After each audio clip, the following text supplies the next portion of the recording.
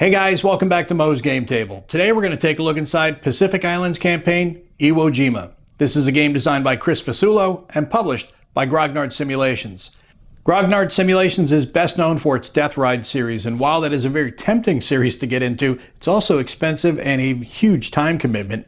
So I wanted to start a little smaller and check out the Pacific Islands campaign, and of course, start with Iwo Jima.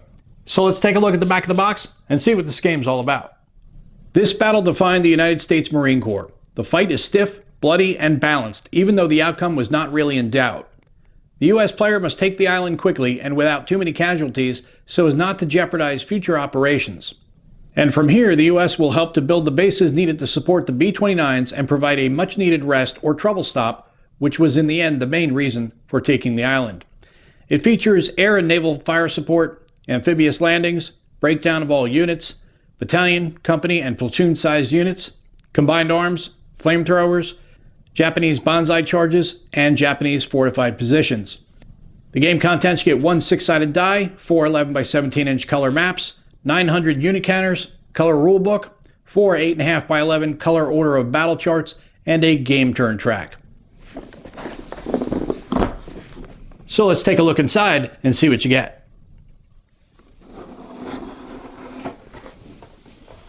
All right, we got our 1d6, full color rulebook, spiral bound.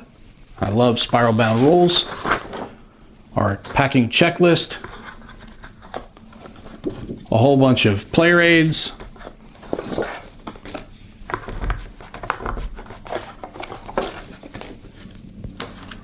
our counter sheets, 3.5 of them, and our maps. So let's set up the maps and take a closer look at the game. And here's a look at the map that comes with the game. You're going to take the 4 11 by 17-inch cardstock maps and you're going to slightly overlay them one on top of the other to create the overall map of Iwo Jima. What I did here is I just kind of butted them up against each other roughly. I did not try to overlay them because as I'm touching the map, I don't want to knock them around. You're going to need to put plexi on top to keep it in place, but this gives you an idea of what the map itself looks like for Iwo Jima. You've got multiple types of terrain features on the map. You've got the southern and the central airfields. You've got lagoon, beaches, clear hexes, cliffs, hills. You've got a town, a couple of villages, and then the quarry or mine at the top right. Alongside that, you also have the 4 landing beaches, green, red, yellow, and blue on the southern side, and of course the famous Mount Suribachi at the southern tip of the island.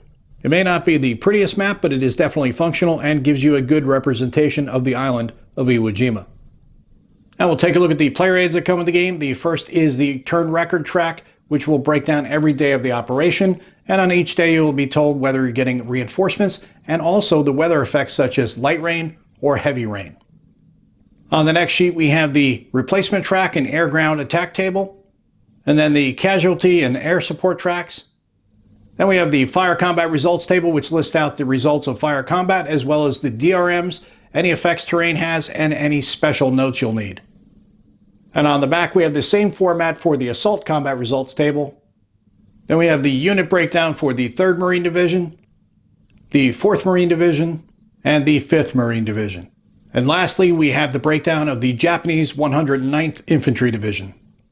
And we'll take a look at the counter sheets that come with the game. These are half-inch counters, and this first sheet are the Japanese forces. There are a bunch of numbers here, so we're going to go over them real quick. On the far right side is the unit size and name. These top numbers, there are 3 of them. The far left number is the short-range fire strength. Next to that, you have the long-range fire strength, and then the far right number is the defense strength. The bottom number, you have 3 numbers there as well. The far left number is the short-range distance. The middle number is the long-range distance, and then the far right is the movement allowance. You also have fortifications up here, and the left number is the fire modifier, and the right number is the assault modifier. And on the next sheet, we have the balance of the Japanese units and the start of the Marine Corps units. The third sheet, we have more Marine units. And on the fourth half sheet, we have the balance of the Marine units as well as some Army and Naval forces. Now we'll take a look at the rules. This is a 25-page full-color rulebook. On the inside of the front cover, we have the table of contents And as I said before, this is spiral bound, which I think is fantastic because you have a spiral bound rulebook. It lays flat on the table with ease. So as you can see here, so that's really outstanding. We start off with the introduction and a breakdown of the units. And no, your eyes are not playing any tricks on you. The text is fairly small, so that is going to be one of the challenges. I think they were trying to keep the page count down, so they went with smaller text, but it's going to be a little bit of a challenge reading the book. Sequence of play there on page 5. And then we get into the detailed description of the sequence of play on page 6. That carries over to page 7. Then we get into the rules proper on page 8 with command and control. It's going to break down all the steps for your command and control in the game. Maneuver, combat, air defense, combat service support, mobility and survivability, intelligence, contact and detection, which is an optional rule. Then you have fire support for air and naval. Then we get to the scenarios on page 14, and you have 5 scenarios in the game. The first one is Operation Detachment, which was the code name for the assault on Iwo Jima. That will be the full campaign game. Scenario 2 is Raising the Flag on Suribachi. Scenario 3 is Secure Airfield Number 2. Scenario 4 is Turkey Knob. And Scenario 5 is Last Stand. Then you have your victory conditions listed out for you, and then the scenario options. Then we get to Tactical Mentoring and Designer's Notes on page 20. Historical Background on page 21. That goes on for a couple pages. Then we get to the Terrain Effects Chart on page 24, which we've already talked about when we looked at the map. And then the unit symbols and examples. And then we're at the back of the rules. And that is a look at everything you get inside of Pacific Islands Campaign, Iwo Jima. This is a game designed by Chris Fasullo and published by Grognard Simulations. Grognard Simulations has a fantastic reputation for their Death Ride system. It is like the pinnacle of operational combat. It's a heavy system. It's complex, it's deep, and very rich. So it takes a large time commitment that you have to put into to learn that system and enjoy it. But from what I've heard, a really great narrative comes from it. Someday I'll get to check that out. But for now, I'm going to satisfy myself with something on the less complex side right now with the Pacific Islands campaign. And of course, it's a very sacred place, Iwo Jima, for Marines. So that's where I start. And I'm really looking forward to digging into this one. Looks like it's got enough meat on the bones to get interesting and without kind of weighing you down with too much complexity, but giving you a really rich narrative as well. And it's very solitaire friendly. So I'm looking forward to that. And Iwo Jima was quite the slog. It was heavily bombarded by naval gunfire, but it did not affect the Japanese as much as we had anticipated due to the fact that they had, unbeknownst to us, a complex tunnel network in the island that shielded them from the bombardment that they had.